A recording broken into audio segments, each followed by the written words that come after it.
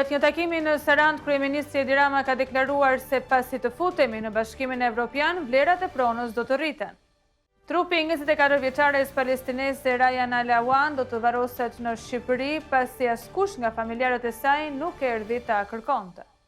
Aslan Fetiu, shoferi i oligarkut Klodian Allajbeu, ka qelluar me thik një 85 vjeçar mbrëmjen e djeshme brenda një lokali në lagjen Çelepias në Berat.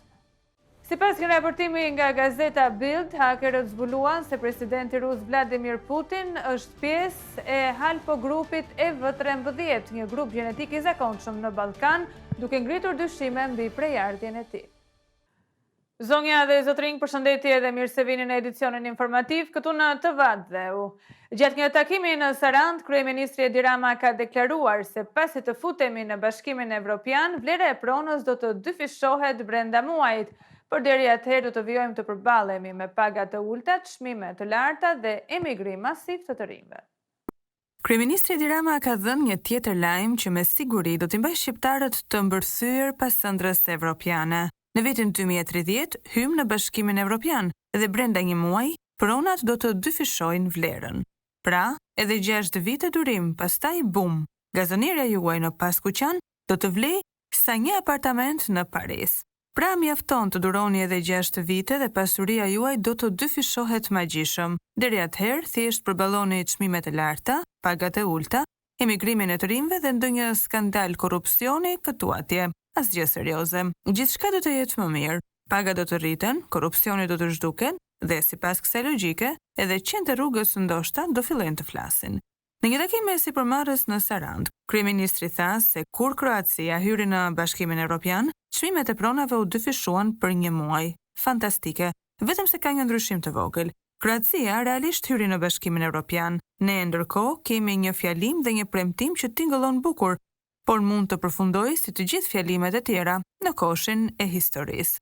Nëse s'keni prova, ka zgjidhje. Mund të merrni një kredi 200 vjeçare, të punoni 15 orë në ditë ose edhe më mirë të bëheni ndërtues, sepse ata gjithmonë fitojnë. Me këtë ritëm, pas vitit 2030, shqiptarët do të jenë të huaj në vendin e tyre, ndërsa turistët dhe oligarkët do të gëzojnë një Shqipëri të bukur, por jo më për shqiptarët. Në fund të fundit, Rama e ka një plan për gjithçka. Sot premton, nesër justifikon dhe pas nesër fajin e ka Saliu.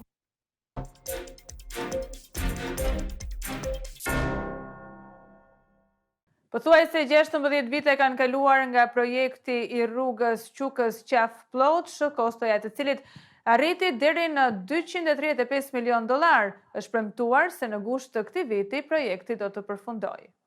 Afati për përfundimin e rrugës Qukës-Qaf-Ploç është shtyrë sërish, duke e çuar projektin në 16 vite zvarritje. Segmenti i tretë i kësaj rruge, i cili sipas ministres së infrastrukturës Belinda Balluku do të ishte gati në mars të vitit 2025, tani pritet të përfundojë në gusht të këtij viti.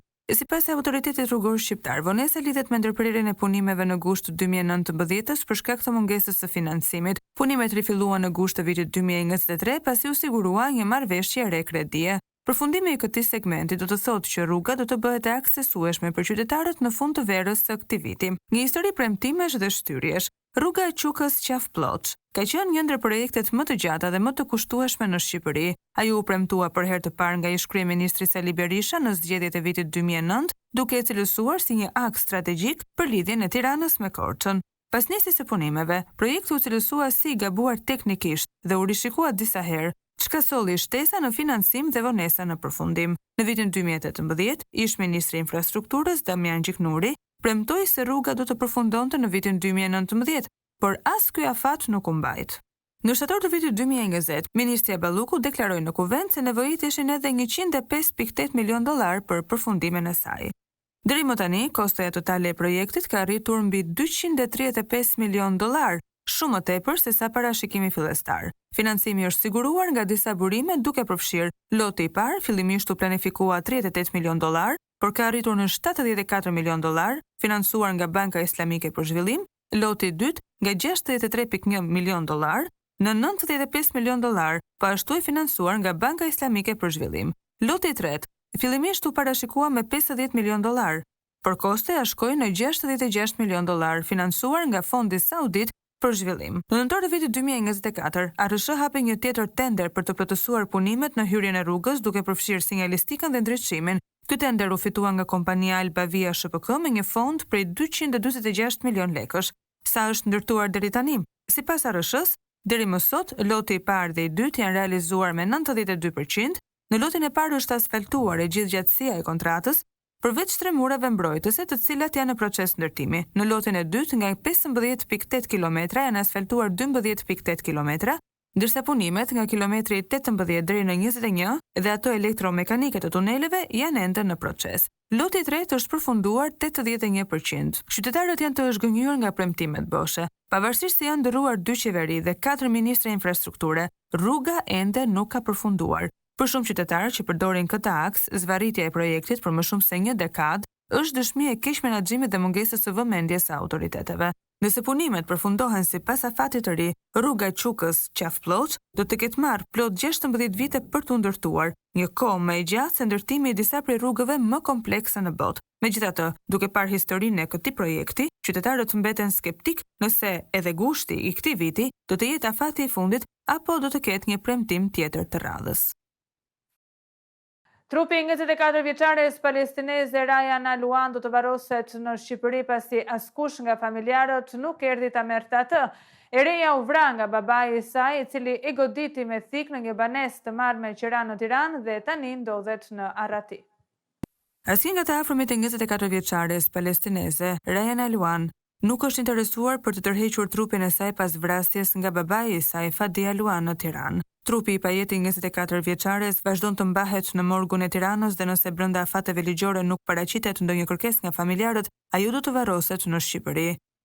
E reja u vra në 22 shkurt kur babai i saj i goditi me thik në një banesë Qiran në Tiranë. Pas krimit, ai u largua nga Shqipëria dhe dyshohet se është arratisur në Liban, ndërkohë që nuk është kapur ende nga autoritetet. Trupi i 24 vjeçares u gjet nga pronarja e banesës 5 ditë pas vrasjes, kur autori ishte larguar nga vendi. Një aksident ka ndodhur mbrëmjen e djeshme në të cilin janë përfshirë disa automjete. Një qytetar i cili ka dërguar pamjet nga vendi i ngjarjes ka thënë se makinat janë dëmtuar rënd dhe se nuk dihet nëse ka patur viktima apo jo. Një aksident i frikshëm ka ndodhur mbrëmjen e djeshme në hyrjet e Elbasanit ku janë përfshirë disa automjete. Pamjet nga vendngjarja të siguruara nga redaksia jon tregojnë makina të dëmtuara rënd dhe përplasje frontale dhe anësore. Në ngjarje kanë mbërritur forcat e policisë dhe ekipet e ndihmës së parë. Deri më tani nuk ka informacion për persona të lënduar. Shkaqet e aksidentit mbeten ende të paqarta, ndërkohë që autoritetet po hetojnë për të përcaktuar rrethanat e ngjarjes.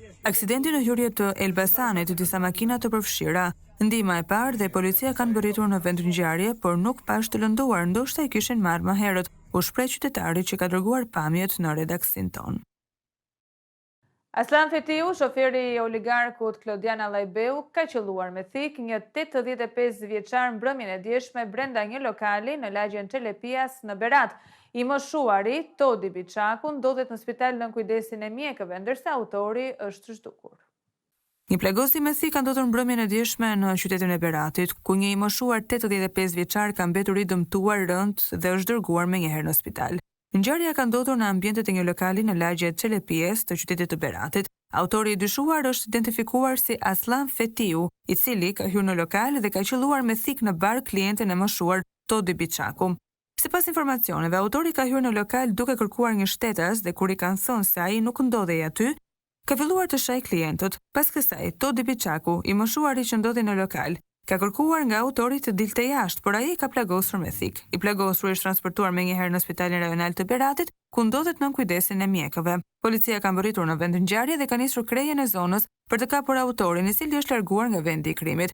Familjarët e 85 vjeçarit kanë deklaruar për redaksin ton se autori i kësaj ngjarjeje, Aslan Fetiu, është shoferi i Klodian Allajbeut, pronarit oligark të Spitalit Amerikan. Ai madje është administratori i kompanisë Anamark, me veprimtari qiradhënie, tregtim të artikujve ushqimor dhe zotërues të 100% aksioneve vet Allajbeun. Për sulmin në një lokal lagje nuk dihet nëse ka lidhje me vet Fetiun apo ishte nisur për ndonjë qok për pronarin. Grupi hetimor është duke vijuar punën për zbardhjen e rrethanave të ngjarjes, duke përfshirë dhe shqyrtimin e kamerave të sigurisë së biznesit dhe atyre përreth. Policia ka nisur hetimet dhe po punon për kapjen e autorit dhe sqarimin e plotë të motivit të krimit.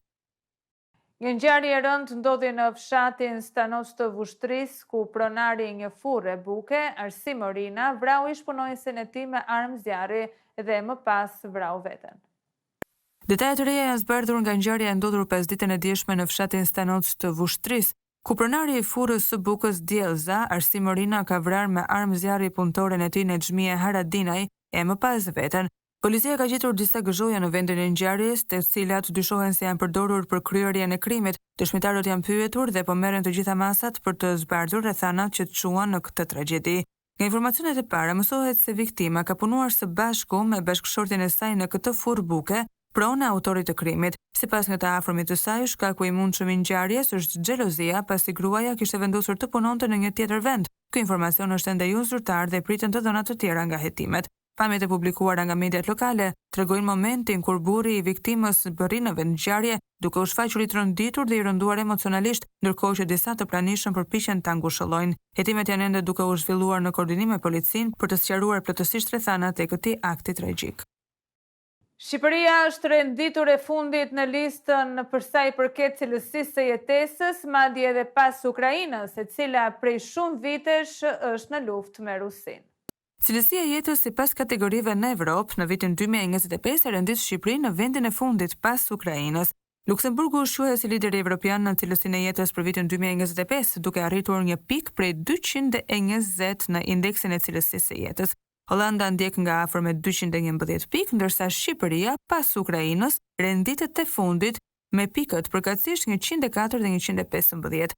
Ky indeks ofron një vlerësim të plotë të kushteve të jetesës në të gjithë Evropën, duke reflektuar faktorë të ndryshëm që formosojnë mirëqenien e përgjithshme të popullatave dhe duke ushtrirë përtej metrikës së thjeshtë ekonomike. Pavarësisht situatës së vështirë të luftës që Ukraina po kalon, ajo ka arritur të ruajë një renditje më të lartë se sa Shqipëria në indeksin e cilësisë së jetës për vitin 2025, me 115 pikë krahasuar me 104 pikët e Shqipërisë. Kjo tregon një qëndrueshmëri të jashtëzakonshme nga ana e Ukrainës, e cila edhe në kushtet e luftës ka arritur të ruajë përparësi në disa aspekte të jetës. Nga ana tjetër, Shqipëria duket se është në një gjendje të rënduar, ku sfidat ekonomike dhe sociale po ndikojnë negativisht në cilësinë e jetës, duke e vënë atë në fund të listës.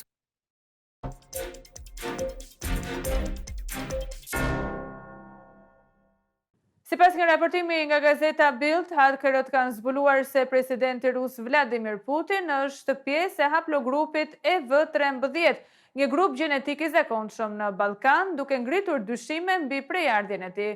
Ky zbulim mund të shpjegojë paranojën e Putinit për të fshehur informacionet rreth ADN-së së tij. Sipas një raportimi nga gazeta gjermane Bild, hakerët kanë zbuluar disa sekrete të ADN-së së presidentit rus Vladimir Putin. Për vitesh Putin është përpjekur të fshehë me çdo kusht prejardhjen e tij gjenetike, duke marrë masa ekstreme për të shmangur zbulimin e saj.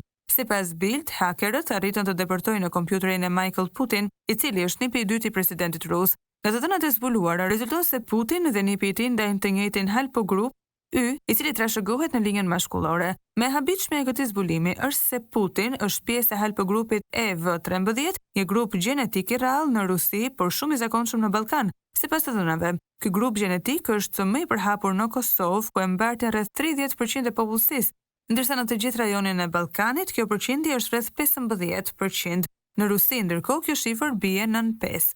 Ky zbulim mund të shpjegojë paranojën e vazhdueshme të Putinit për të fshehur prejardhjen e tij. Ai njihet për shmangjen e kontaktit fizik me njerëz dhe për përdorimin ekskluziv të fixhanëve dhe gotave personale, të cilat i mban nën kontroll të rrept. Madje raportohet se që nga viti 2017 ai ka agent të posaçëm që mbledhin mbetjet e tij trupore gjatë udhëtimeve jashtë vendit për të cilë përsëri në Rusi dhe për t'i asgjësuar. Përveç kësaj, të dhënat tregojnë se Putini mund të ketë një predispozit të shtuar për kancerin e prostatës, një sëmundje që është lidhur me haplogrupin EV-13. Një tjetër fakt i çuditshëm që Bild vë në duke është se edhe Adolf Hitleri ishte mbartës i të njëjtit haplogrup EV-13 sipas një raportimi të Daily Mail në vitin 2010. Ky fakt mund të jetë një tjetër arsye pse Putin është kaq i kujdesshëm për të fshehur informacionet mbi prejardhjen e tij. Ky zbulim hedh një dritë të re mbi misterin që e ka shoqëruar prejardhjen e presidentit rus, duke ngritur pyetje të reja mbi identitetin dhe trashëgiminë e tij gjenetike. Zonja dhe zotërin, ka qenë kjo gjithçka e përgatitur për këtë edicion informativ. Ju falenderojmë për vëmendjen tuaj. Bashkë në takofshi.